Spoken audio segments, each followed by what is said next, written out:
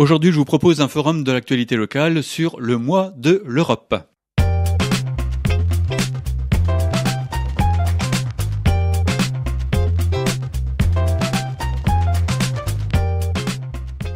Le mois de mai, c'est le mois de l'Europe. Je vous propose un retour justement sur toutes les initiatives prises avec Marie-Pierre Védrenne, directrice de la Maison de l'Europe de Rennes et de Haute-Bretagne, Jeanne-Françoise Hutin, la présidente, Carole Gandon, déléguée départementale du parti La République En Marche, qui a organisé une marche justement à la rencontre des habitants d'Ille-et-Vilaine, et Pierre Laroutourou, qui est un politique et qui se penche sur la dimension développement durable sur le continent européen.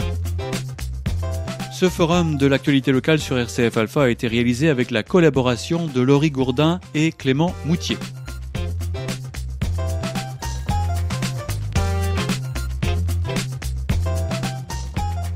Alors Marie-Pierre Védrenne, bonjour. Vous êtes directrice de la Maison de l'Europe de Rennes. Pendant tout le mois de mai, Rennes fête l'Europe et plus particulièrement le 9 mai, mais on en reparlera un petit peu plus tard. Tout d'abord, je voudrais savoir quel rôle joue l'Europe dans le quotidien des Rennais et est-ce que vous pensez que les questions européennes intéressent les Rennais ? Alors, j'ai envie de vous répondre, premièrement, que, à mon sens, les questions européennes n'intéressent pas encore suffisamment les Rennais. On aimerait avoir des sollicitations encore plus denses qu'elles ne sont. Certes, ils savent que géographiquement, ils font partie du continent européen, mais ils ne se rendent pas compte que l'institution européenne, l'Union européenne, intervient près de chez eux. On cite souvent l'exemple du métro à Rennes, mais il y a beaucoup d'autres choses. Et un axe qu'on oublie très souvent, c'est le Fonds social européen. C'est toutes les aides qui sont apportées pour favoriser l'emploi et l'insertion, notamment des jeunes. Et à l'inverse, comment Rennes s'inscrit dans le quotidien de l'Union européenne ? Alors Rennes est une ville véritablement tournée sur la question européenne. On a des acteurs, notamment associatifs, bien sûr la Maison de l'Europe, mais d'autres qui interviennent dans le volet européen pour prôner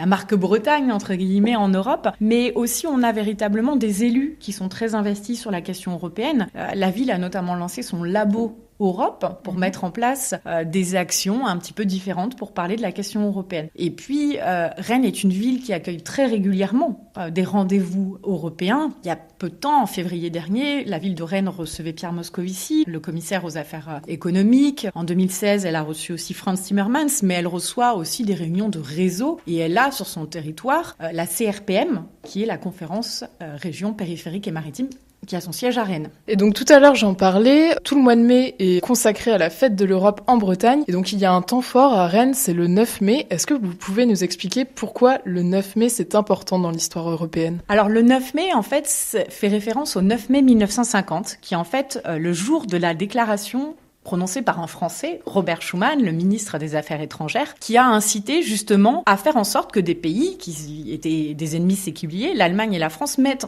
en commun leur production et charbon et d'acier. Donc c'est en ça que maintenant le 9 mai est devenu un des symboles de l'Union européenne, au même titre que le drapeau et l'hymne. Et donc il y a le 9 mai, mais il y a aussi beaucoup d'animations qui sont mises en place tout au long de ce mois. Est-ce que vous pouvez nous en dire un petit peu plus ? Alors les animations, elles sont portées déjà par des acteurs très différents, qui ont voulu organiser des actions de sensibilisation sur la question européenne. Donc ça, c'est important. Après, ce qu'il faut voir, c'est que tous ces acteurs, ils ont voulu viser un public le plus large possible. C'est-à-dire qu'il y a des actions à destination des enfants. Notamment, nous, le 9 mai, au sein de la Maison de l'Europe, il y aura une animation pour découvrir l'Allemagne. Il y a des interventions dans les établissements scolaires. Mais il y a cette volonté aussi de proposer des actions véritablement pour un public très très large. Nous, on organise par exemple le 15 mai un ciné-débat à l'Arvor.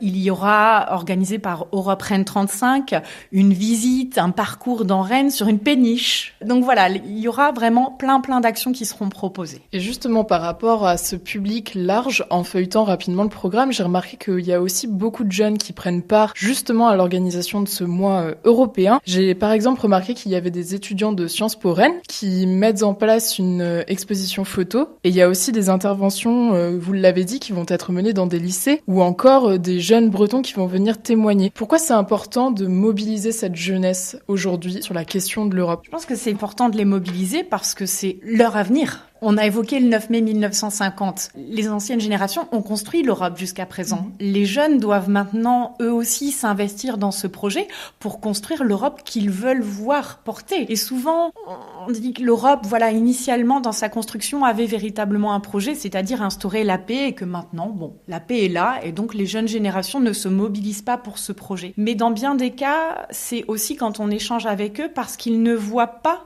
quel projet justement cherche à porter l'Union européenne. Donc nous, ce qu'on leur dit, c'est que c'est aussi à eux de le définir.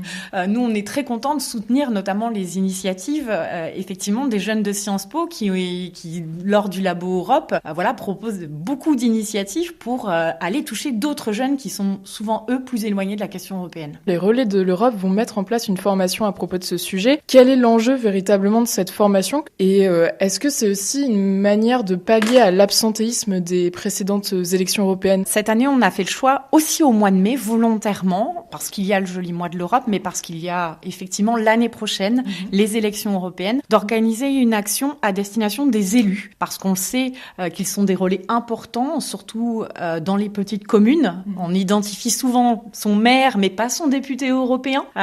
Donc ça nous a semblé véritablement important de les rassembler pour préciser les enjeux des élections européennes. C'est quoi les enjeux de ces élections européennes ? C'est déjà de renouveler la chambre parlementaire, la chambre des députés, donc nos 785 députés européens. Il faut rappeler qu'au niveau européen, la seule élection où on vote au suffrage universel direct, c'est le Parlement européen. Donc déjà, si on veut porter sa voix au niveau européen, faut pas manquer ce moment. Et puis, il y a un autre enjeu quand on vote indirect, on va dire cette fois aux élections européennes, c'est que non seulement on vote pour les députés européens, mais on va choisir qui sera le président de la Commission européenne. C'est ce qu'on appelle le Spitzenkandidat, en fait le candidat chef de file. C'est-à-dire que les partis politiques européens vont choisir donc leur chef de file pour être à la tête ensuite de la présidence à la Commission européenne. Le parti politique européen qui arrivera en tête au Parlement européen, son candidat deviendra président de la Commission européenne. Et on sait qu'au niveau européen, la seule institution qui a le pouvoir d'initiative, donc qui fixe les propositions, c'est la Commission. Donc c'est véritablement important aussi de faire en sorte qu'il y ait une majorité forte qui se dégage au Parlement européen. Le mois de l'Europe en Bretagne se termine par une consultation citoyenne le 29 mai à Rennes.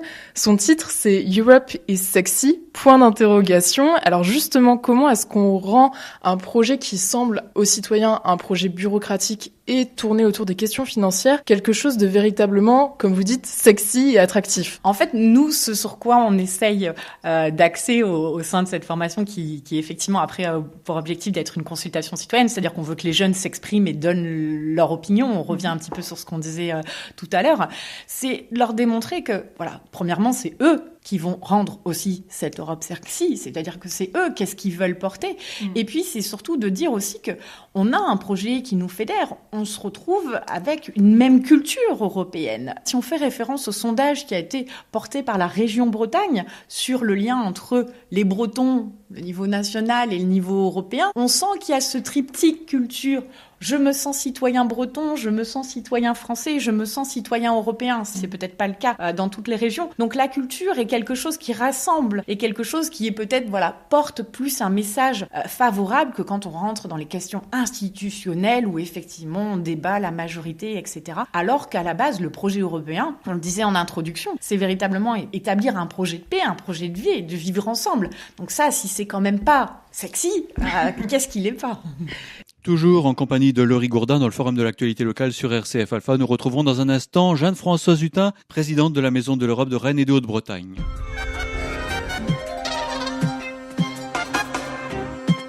Alors que l'on fête les 68 ans de la proposition de Robert Schuman pour la construction d'une Europe indispensable au maintien des relations de paix, qu'en est-il de l'Europe de la paix aujourd'hui ? Ça fait 70 ans que nous sommes en paix, ce qui n'était jamais arrivé sur notre continent. Donc il y a déjà un premier résultat palpable.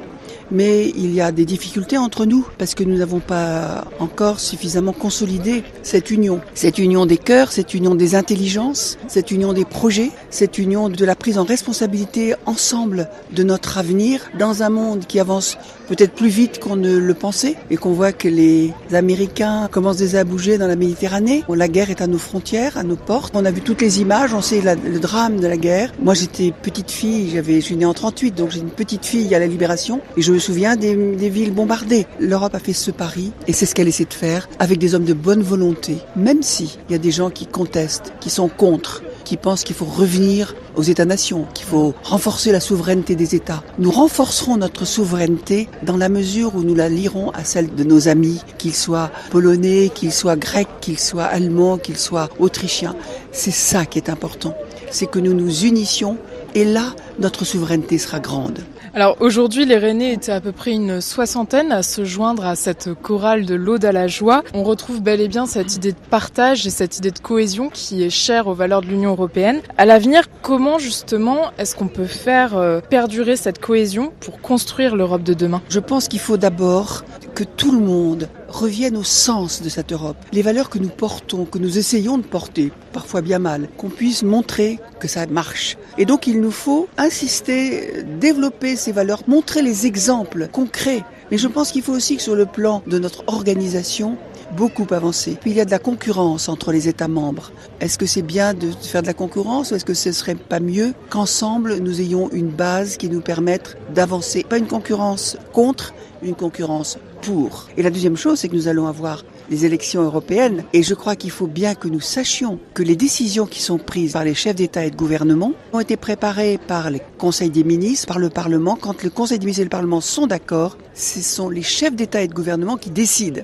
La Commission, que fait-elle? La Commission, elle prépare les textes et ces propositions sont discutées au Parlement, dans le conseil des ministres, pour ensuite être proposées aux chefs d'État et de gouvernement qui eux disent OK ou pas OK.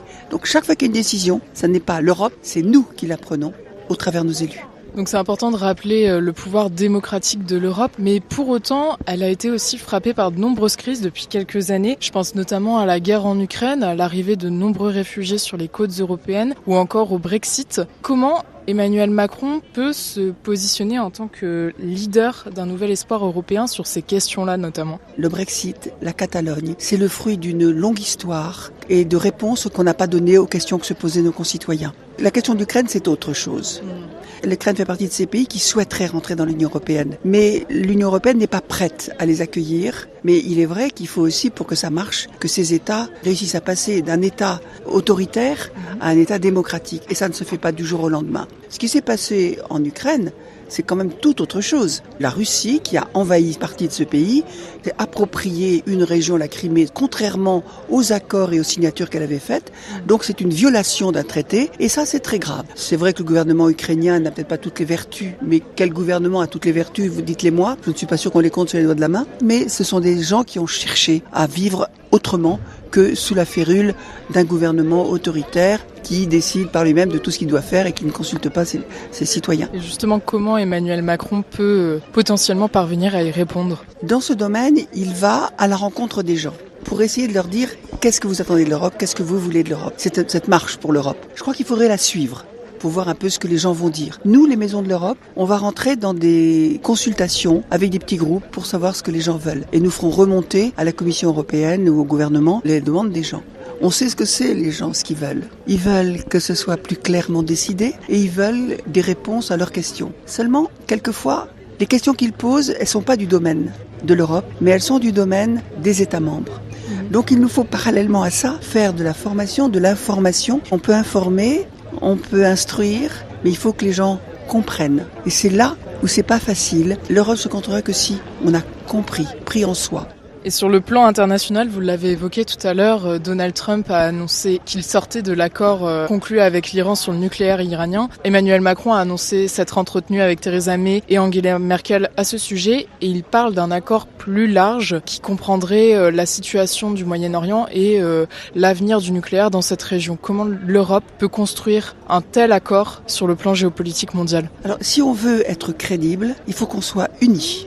C'est qu'il faut que plusieurs États membres s'unissent et qu'on ait la même idée. C'est pour ça que je suis très contente des premiers contacts, mais c'est vrai qu'il faudrait les étendre à l'Espagne, l'Italie, etc. pour qu'on se montre unis face au Moyen-Orient pour, avec lui, bâtir un projet qui soit un peu plus ambitieux. Mais c'est quand même très grave ce qu'a fait M. Trump, parce qu'il remet de la discorde dans les pays au Moyen-Orient. Donc si nous, Européens, après notre histoire dramatique, on montre qu'on peut rester solidaires, qu'on peut travailler ensemble, qu'on peut trouver des solutions. Alors par rapport aux migrants, là c'est encore une autre question qui est très grave, parce qu'elle a plusieurs origines. D'une part, je crois que notre politique vis-à-vis du tiers-monde n'a pas été une politique honnête. Nous continuons d'acheter à des prix insoutenables les matières premières qui nous sont fournies par les pays en voie de développement, alors qu'on devrait les payer beaucoup plus cher. Ainsi, ces pays auraient des revenus qui leur permettraient de se développer. La deuxième chose, c'est qu'il y a le climat. Et la troisième chose, c'est que quand les gens meurent, voient leur maison cassée, quand il n'y a pas d'hôpitaux, quand il n'y a pas d'école, eh bien, que les gens viennent chez nous, c'est normal.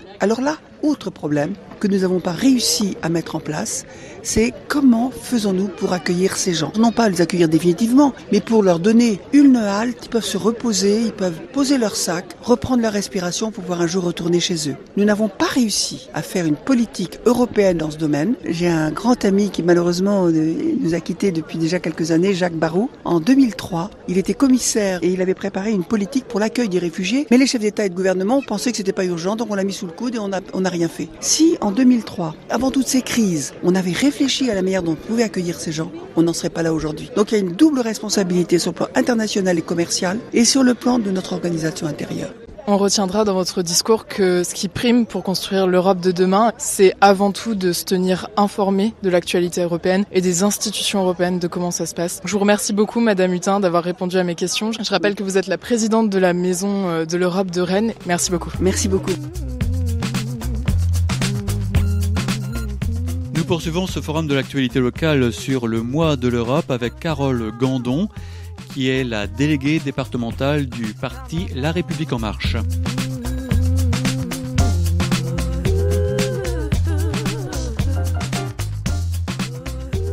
Au micro de RCF Alpha aujourd'hui, Carole Gandon, bonjour. Bonjour. Vous êtes référente de La République En Marche en Ille-et-Vilaine et vous avez organisé du 24 mars au 14 mai une campagne de porte-à-porte, de rencontres avec les Brétiliens. Et aujourd'hui, vous allez nous livrer un peu le sentiment que vous avez eu de cette campagne. Est-ce que vous êtes satisfaite de ces rencontres ? Oui, la Grande Marche pour l'Europe. Je voudrais d'abord rappeler la philosophie qui était celle de La République En Marche au moment où nous avons lancé cette initiative, qui était celle de reconnecter les citoyens avec la vie politique. Ce qu'on constate, c'est que l'abstention, le populisme, les extrémismes progressent en Europe depuis toutes les récentes élections. Et nous avons au cœur de notre projet cette volonté de retisser le lien des citoyens avec la vie politique et retisser la confiance avec les partis politiques. Donc cette grande marche pour l'Europe qu'on a organisée en effet en Ille-et-Vilaine pendant près de 6 semaines, elle n'avait pas pour objectif de convaincre ou même de débattre. L'objectif, c'était vraiment d'écouter. On est allé frapper aux portes avec un questionnaire pour interroger nos concitoyens sur leurs attentes vis-à-vis de l'Europe, recueillir leurs espoirs, leurs craintes, essayer de comprendre aussi les préjugés qu'ils peuvent avoir ou l'opinion qu'ils peuvent avoir de ce qui fonctionne bien ou de ce qui fonctionne moins bien en Europe, de façon à pouvoir établir un diagnostic qui soit le plus proche du réel possible.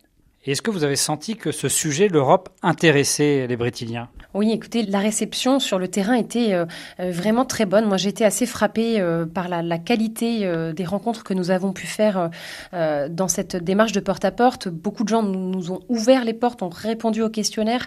On sent bien que l'Europe est un sujet central dans leur quotidien, même si il y a parfois des craintes, il y a parfois des angoisses, mais assez globalement, ce que les gens nous ont dit, c'est qu'ils ne veulent pas nécessairement moins d'Europe. Ils veulent une Europe différente, une Europe qui protège, une Europe qui investit. Et ils ont besoin d'être rassurés. Alors justement, Carole Gandon, concrètement, quels sont les sujets dont les Brétiliens vous ont parlé ? Il est un petit peu tôt pour dévoiler les résultats de notre démarche, puisque aujourd'hui, toutes ces données que nous avons collectées, elles sont en cours d'analyse. Mais le sentiment que j'en ai, c'est que la principale priorité qui est ressortie de cette enquête, c'est quand même que l'Europe a un rôle à jouer sur le développement économique et sur les aspects de protection sociale. En fait, ce sont les 2 sujets, et puis la sécurité. Les 3 sujets, on va dire, qui réellement ressortent. On attend de l'Union européenne qu'elle nous protège dans la mondialisation, qu'elle nous permette d'être plus fort et plus efficace dans une économie de marché mondialisée, et donc qu'elle crée des emplois. Et puis le volet social aussi m'a semblé important. Et puis le 3e sujet qui vient derrière, en effet, c'est les questions de défense et de sécurité. Rennes est une ville étudiante. Est-ce qu'on vous a aussi parlé du projet Erasmus, de la volonté donc d'Emmanuel Macron de modifier un peu Erasmus ? Alors, il est vrai qu'en Ille-et-Vilaine, à Rennes en particulier, le projet Erasmus, enfin le dispositif Erasmus est ressorti comme étant un exemple d'une réussite, de ce qui fonctionne bien en Europe. C'est une belle réalisation et qui a marqué presque plusieurs générations aujourd'hui d'adultes et de jeunes qui ont profité de ce dispositif pour avoir de la mobilité.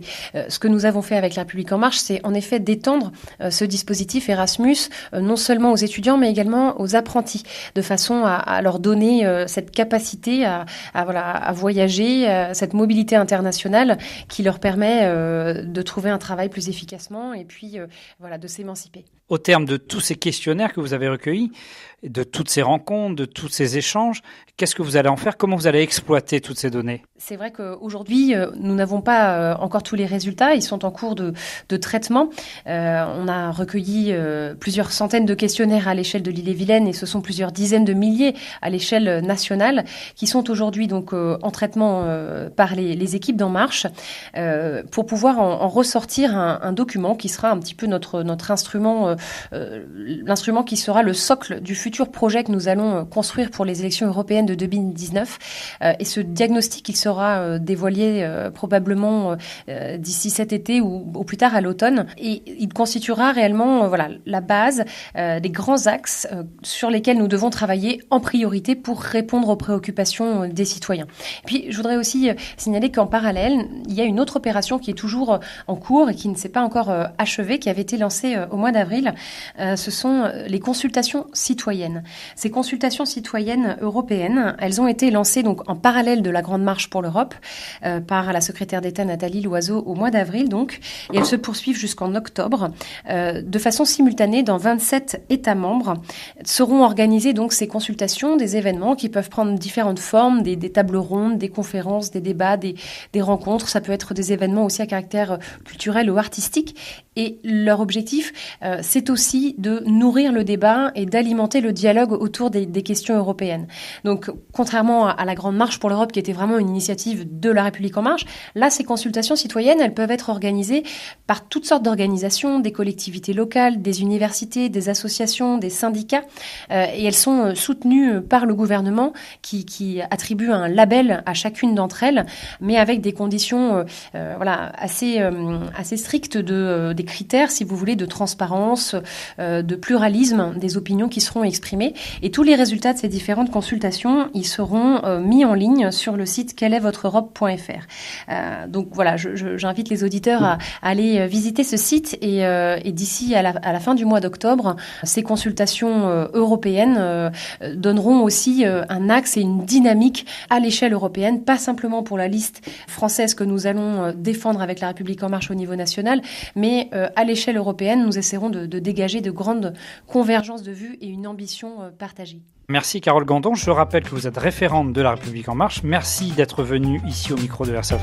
Merci à vous.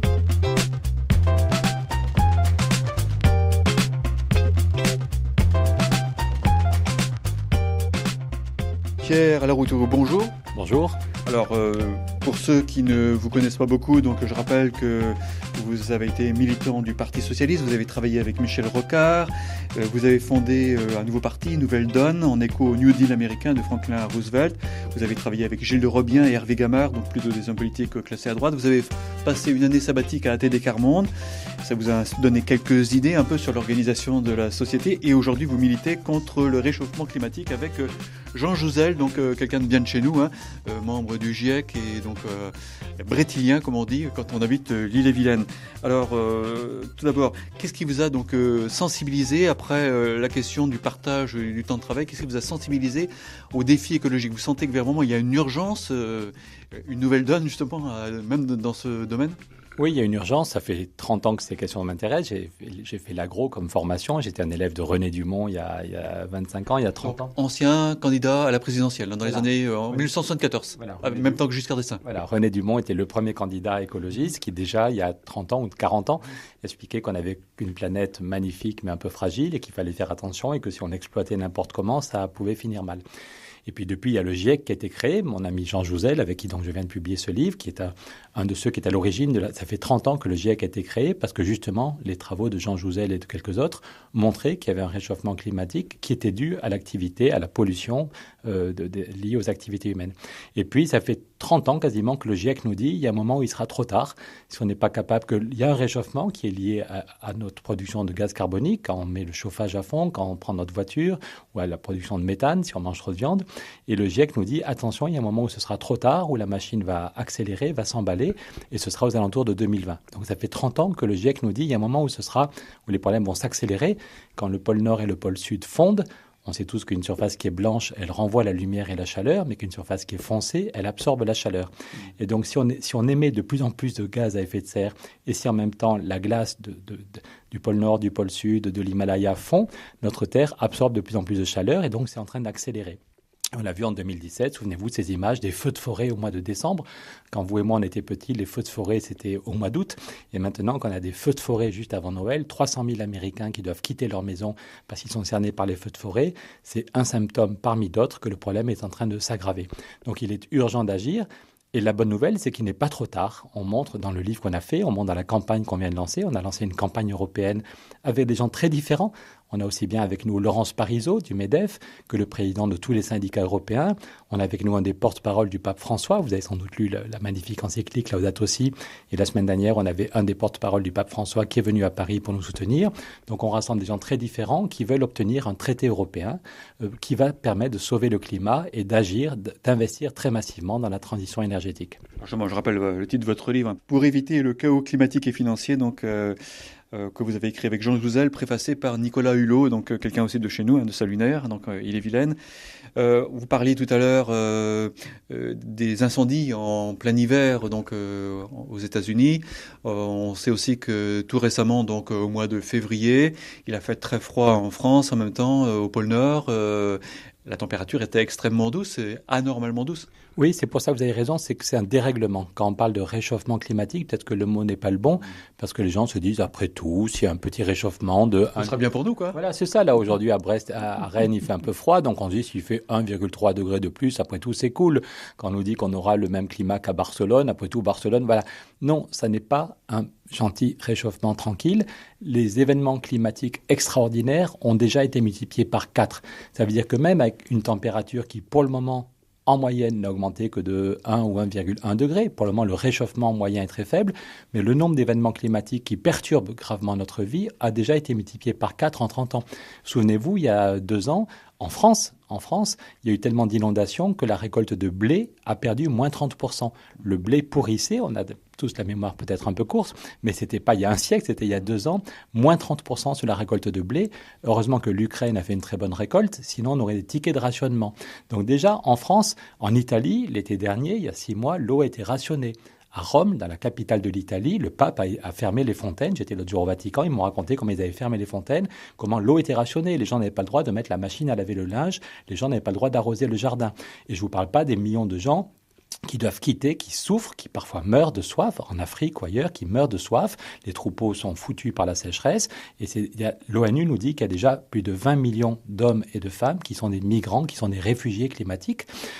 Et l'étude qui est sortie il y a quelques jours de la Banque mondiale, très officielle, dit que si on ne change rien, si on continue à mettre des petites rustines, mais sans rien changer, il y aura chaque année, en gros, 140 millions, dans 30 ans, on aurait 140 millions de réfugiés climatiques. Donc c'est d'abord une souffrance terrible. Le CCFD nous invite à la solidarité en cette période, en rappelant notre humanité, notre fraternité, qu'on soit croyant ou pas croyant, on est tissé de la même espèce, on a bien cette fraternité au fond de nous. Donc c'est d'abord le dérèglement climatique va provoquer une souffrance humaine terrible, et quand il y a 140 millions de réfugiés, je ne sais pas comment on évite la guerre. C'est pas pour rien si le GIEC, Jean Jouzel et d'autres, ils ont reçu le prix Nobel de la paix. Ils passent leur temps à mesurer le climat, mais ils n'ont pas reçu le prix Nobel de chimie ou de physique. Ils ont reçu le prix Nobel de la paix, parce que ce qui est en jeu dans 20 ans, et la plupart d'entre nous, on sera encore en vie, c'est la paix mondiale. Regardez, en Allemagne, l'Allemagne a accueilli 1 million de réfugiés, et il y a déjà 13% de néo-nazis au Bundestag, parce que le pays ne sait pas comment réagir. Une partie du pays s'inquiète. Donc, est-ce qu'on est capable, très vite, d'avoir un plan Marshall, ce qu'on propose avec Jean Jouzel et avec 150 personnalités au niveau européen, c'est qu'on demande à Angela Merkel, à Emmanuel Macron de prendre le taureau par les cornes et de dire l'Europe va investir massivement pour la transition. Ça veut dire que sur tous nos territoires, à Rennes, à Brest, à Grenoble, à Paris, mais aussi à Berlin ou à Madrid, on va se donner les moyens de l'efficacité énergétique. Si on veut consommer moins d'énergie, si on veut produire moins de gaz carbonique, il faut isoler tous les bâtiments publics et privés. Il faut développer des voitures, il faut innover, avoir des voitures qui consomment moins d'énergie, améliorer le stockage de l'énergie, des énergies renouvelables pour arrêter le fioul et le charbon, pas dans 3 semaines, mais se dire que dans 10 ans ou dans 15 ans, tous nos bâtiments publics et privés, ça va donner... La bonne nouvelle, c'est que ça peut créer 900 000 emplois. Rien qu'en France, parmi les gens qui soutiennent notre campagne, il y a l'ADEME, l'Agence pour les économies d'énergie, qui dit oui, c'est possible. Ce que disent Jouzel, Larouturou et les autres, c'est tout à fait possible, c'est crédible et ça peut créer 900 000 emplois sur tout le territoire. Donc ce qu'on veut, c'est un vrai plan Marshall pour l'Europe, mais aussi pour l'Afrique et la Méditerranée. J'ai parlé des problèmes, le dérèglement du cycle de l'eau en France, avec en même temps parfois des sécheresses terribles et à d'autres moments des inondations. Tout le cycle de l'eau se dérègle. Mais en Afrique, c'est encore pire. Quand les climatologues nous disent que bientôt il y aura 40% d'eau en moins, bientôt c'est dans 20 ans ou 30 ans, l'eau qui va tomber du ciel, il y aura beaucoup moins d'eau et en même temps beaucoup plus d'évaporation. Il n'y a pas besoin d'être un génie pour comprendre le problème. S'il y a 40% d'eau en moins et 30% d'évaporation en plus, le rendement des récoltes va s'effondrer. Et avec une croissance démographique très forte. Voilà. Donc, voilà, le problème, c'est qu'on le sait tous. C'est pour ça que ça pose une question anthropologique, spirituelle, qu'on soit croyant ou pas. Moi, j'invite tous ceux qui nous écoutent, y compris ailleurs que dans cette radio, à lire la Laudato Si, qui montre bien que c'est un système économique qu'il faut changer radicalement, qui provoque en même temps une souffrance sociale. Le pape François a dit que le cri de la terre se mêle au cri des peuples qui sont exploités, des gens qui n'arrivent pas à vivre dignement de leur travail, que c'est bien l'ensemble de ce système économique qu'il faut revoir de façon sereine, non violente, mais de façon radicale. Et c'est bien une question spirituelle, anthropologique. On sait c'est pas comme si on ne le savait pas. C'est pas comme s'il y avait une malédiction qui nous prenait par surprise. Ça fait 30 ans que le GIEC nous dit attention, c'est grave, ça devient de plus en plus grave. En 2020 ou 2021, il sera trop tard. Et par ailleurs, il y a plein d'argent qui est disponible. Je vais y venir. La Banque Centrale Européenne a créé 2500 milliards. La BCE a créé 2500 milliards. 2500 milliards, c'est juste énorme depuis 3 ans. Et 90% de cet argent va à la spéculation. Et le FMI, Madame Christine Lagarde, nous dit attention, on peut avoir n'importe quand une crise financière plus grave, plus rapide, plus globale qu'en 2008. Donc, est-ce qu'on est des homo sapiens sapiens? On nous a dit à l'époque qu'on était la branche la plus évoluée de la création. Dans l'Évangile, on nous dit, ou dans la Bible, qu'on a été créé par Dieu à son image et à sa ressemblance. Donc, on nous a dit, et certains d'entre nous, on y croit qu'on était quelque chose d'une espèce assez évoluée. Mais est-ce qu'on est des sapiens sapiens ou est-ce qu'on est des débilus débilus? Parce que le FMI nous dit, attention, vous allez vers une crise financière dramatique. Le GIEC nous dit, attention, vous allez vers le chaos climatique. Et on reste comme des lapins qui voient le camion arriver. Ah oui, on va se prendre une crise financière dramatique. Ah oui, on va se prendre le chaos climatique. Donc, est-ce qu'on est vraiment des stupides, incapables de réagir? Et moi, j'aurais honte, dans quelques années, j'ai 2 garçons, j'aurais honte devant mes enfants en disant, on le savait. Tous les mois, le rapport du GIEC ou le FMI nous dit qu'on va faire une catastrophe, ou est-ce qu'on est capable d'inverser les choses? Donc, ce qu'on veut, on l'avait déjà dit avec Michel Rocard il y a 5 ans, on le redit aujourd'hui avec Jean Jouzel, avec Miguel Moratet, enfin, je vous dis 150 personnalités de 12 pays, on veut un traité européen qui dit que la finance doit être mise au service de l'économie, du bien commun, de la justice sociale. On veut un traité européen qui dit que l'argent de la Banque centrale, quand la Banque centrale européenne crée en gros 1000 milliards chaque année, au lieu d'aller n'importe où et surtout à la spéculation, on veut qu'il aille pour créer des emplois sur tous nos territoires, qu'il aille dans l'économie réelle, au service de la création d'emplois et de la lutte contre le réchauffement climatique. Et si on a un traité européen qui dit ça, ça veut dire qu'on va se mettre au boulot, que sur tous nos territoires, on va recruter des gens, on va les former, et que tranquillou, le plus vite possible, mais tranquillou, on va isoler les HLM, isoler les bâtiments, isoler les usines, isoler les gymnases, les universités, les fermes. Ça va donner du boulot à tout le monde. C'est un énorme chantier, mais il ne faut pas avoir peur. En France, quand on a décidé de mettre l'école pour tous, quand on a décidé de faire l'éducation pour tous, c'est un énorme chantier, un énorme bazar. Mais dans tous les villages de France, on a trouvé une parcelle, on a fait l'école des garçons, l'école des filles, la maison des maîtres. Ça a duré 20 ans, c'était un énorme bazar. Mais globalement, on a réussi et on a formé des milliers de maîtres. On a réussi en 20 ou 25 ans à faire l'école pour tous dans notre pays. Aujourd'hui, on est beaucoup plus riche. C'est une question de volonté politique. Est-ce qu'on continue sans réagir à avoir une spéculation catastrophique et un dérèglement climatique? Ou est-ce qu'au niveau européen, le bon niveau, c'est le niveau européen, on décide de changer les choses.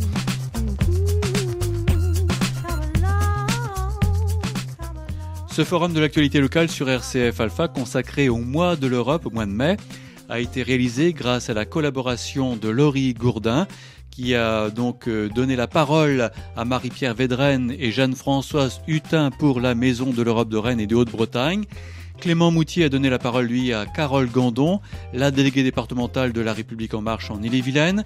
Et vous avez pu me retrouver avec Pierre Laroutourou, donc le fondateur du parti Nouvelle Donne, mais qui est également un ardent défenseur du développement durable et qui veut lancer un plan Marshall en Europe.